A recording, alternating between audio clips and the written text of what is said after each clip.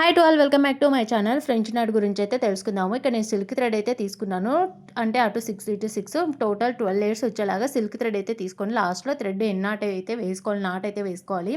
ఈ ఈ థ్రెడ్ని కొంచెం లైట్గా రోల్ చేసుకోవాలి. అప్పుడైతేనే మనం వేసే ఫ్రెంచ్ నాట్ నీట్గా వస్తుంది, ఒక బీడ్ షేప్లో కనిపిస్తుంది. లేదంటే ఒక థ్రెడ్ అనేది ఇప్పుడు మనం హ్యాండ్ ఎంబ్రాయిడింగ్ థ్రెడ్ కాదు కాబట్టి సిల్క్ థ్రెడ్ కాబట్టి ఇలా లేయర్గా రాకుండా ఉండడానికి కోసం ఇలా రోల్ అయితే చేసుకోవాలి. ఇక్కడ నేను వచ్చేసి ఫస్ట్ 2 రౌండ్స్ అయితే చుట్టాను. అది కొంచెం బిగ్ సైజులో వస్తుంది కాబట్టి, ఎందుకంటే మనం 12 లేయర్స్ తీసుకున్నాం కాబట్టి ఓన్లీ 1 రౌండ్తోనే ఫ్రెంచ్ నాట్ వేసుకుంటే సరిపోతుంది. కొంచెం నీట్గా అనిపిస్తుంది, అలాగే ఫినిషింగ్ కూడా బాగుంటుంది. దీనికి హ్యాండ్ ఎంబ్రాయిడింగ్ థ్రెడ్ కూడా యూజ్ చేస్తారు. అది అంత షైనింగ్ అయితే ఉండదు, అంటే సిల్క్ థ్రెడ్ వచ్చినంత షైనింగ్ అయితే రాదు. కాబట్టి సిల్క్ థ్రెడ్ అయితే ఆల్ శారీస్కి ఆల్ కలర్స్లలో దొరుకుతుంది కాబట్టి సిల్క్ థ్రెడ్ ఈజ్ బెస్ట్ అనుకుంటాను.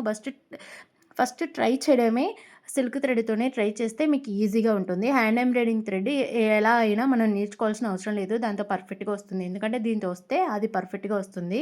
ఇక్కడ విత్ సీక్వెన్స్తో కూడా యూజ్ చేయండి. Please subscribe my YouTube.